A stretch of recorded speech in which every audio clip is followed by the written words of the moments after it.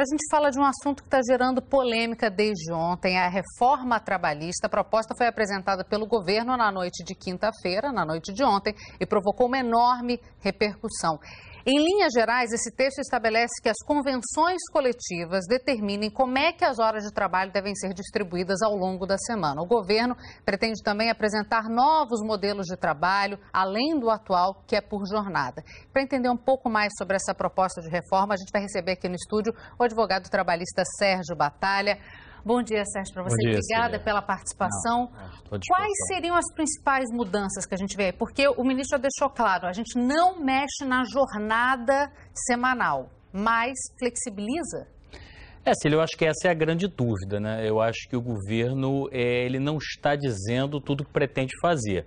Eu acho que por uma questão política, certamente, porque as medidas são polêmicas, o governo não abre efetivamente detalhes da medida. O que se disse genericamente, eu achei sinceramente pouco, não foi informativo. Poderia haver a ultrapassagem até 12 horas num dia, hoje em dia a CLT limita 2 horas com pagamento de horas extras. Na prática, já havia eventualmente a possibilidade do trabalho em 12 horas, em circunstâncias excepcionais, com pagamento de horas extras. Eu não vejo nisso uma grande mudança. Essa possibilidade da compensação de jornada dentro da semana também já há previsão de banco de horas. Então, me parece que o ministro não está dizendo tudo o que ele quer.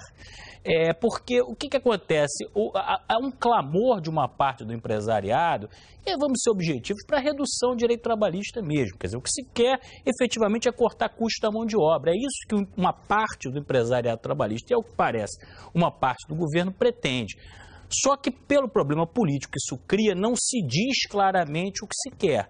Então, se anuncia, vamos dizer assim, meias medidas ou intenções genéricas. Essa questão da livre negociação também é uma questão que ela existe, mas o que está se dizendo agora é que essa livre negociação vai poder suprimir alguns direitos previstos em lei. Sérgio, oi, queria te fazer uma pergunta também, porque os argumentos de quem defende uma mudança nas regras trabalhistas é que se elas forem menos exigentes, mais gente vai conseguir emprego. Na sua avaliação é isso mesmo? A flexibilização das regras pode diminuir de uma forma significativa o desemprego? Não, eu creio que não há nenhuma relação, porque o que cria emprego é produção econômica.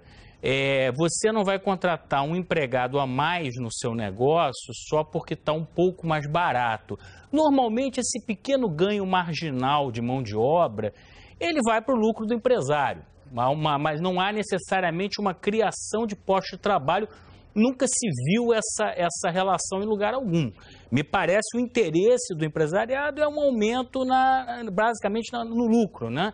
Num momento difícil, o sujeito quer aumentar o lucro dele.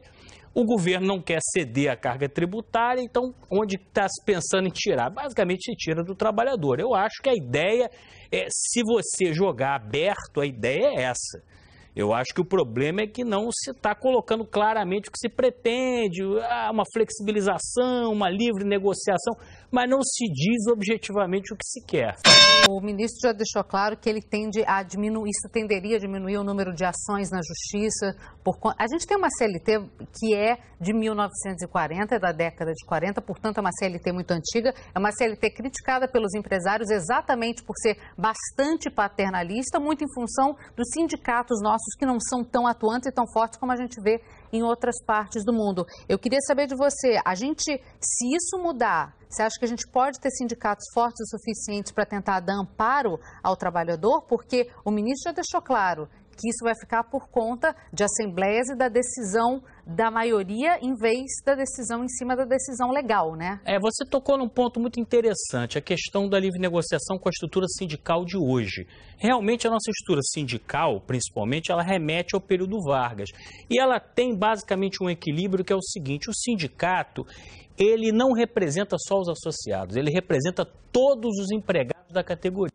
Então você tem distorções, por exemplo, de um sindicato com 200 ou 300 filiados, representando 100, 200 mil trabalhadores. Agora, na proposta, na formatação original da CLT, esse sindicato só podia negociar vantagens para o empregado. Então havia um certo equilíbrio nesse sistema. Agora, eu entendo que você não pode mexer numa perna só. Se você mantém esse sistema de representatividade de quem não é associado e permite que ele negocie qualquer direito, inclusive direito previsto em lei, eu acho que isso vai criar um desequilíbrio absurdo. Nos países que têm contrato coletivo, o sindicato só representa os sindicalizados. E aí você força uma sindicalização em massa. Uma atuação do profissional. Isso que o governo está propondo, a meu ver, vai criar um desequilíbrio. Você pega um sindicato sem legitimidade e põe ele para negociar qualquer direito do trabalhador.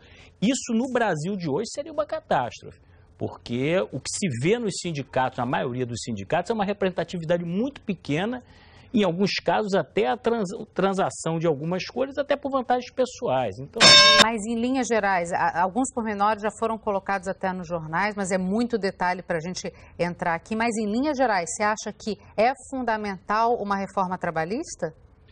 Olha, eu não acho fundamental e vou te explicar por quê. Na verdade, a CLT, ela é, de fato, da década de 40, ela sofreu várias mudanças, não resta bastante coisa da época original, mas muita coisa já foi modificada. E eu acho que qualquer reforma, ela tem que partir basicamente de um consenso social do que vai ser mudado. Eu acho que esse consenso não existe. Eu acho que é um clamor de determinados setores do empresariado que não é acompanhado pelos trabalhadores. Então, você fazer uma reforma atendendo só um setor do empresariado, eu acho que você vai criar uma crise social no país. Então, eu acho que você poderia modificar a legislação brasileira. Na verdade, ela é alinhada com a maioria dos países latino-americanos, com algumas diferenças. Tem também correspondência com legislação de vários países europeus. Não é uma legislação extravagante. Ela, na época que foi criada, ela vinha alinhada basicamente com uma legislação social na América Latina e em vários países da Europa. Então, a possibilidade de modernização em alguns aspectos, com certeza. Agora, eu acho que ela tem que partir de um verdadeiro pacto social, não de uma imposição unilateral. Vamos ver como é que está, né, Sérgio? Agradeço muito a sua participação aqui com a gente. Sérgio Batalha, especialista em Direito do Trabalhador, muito obrigada pela participação. É sempre aqui. um prazer.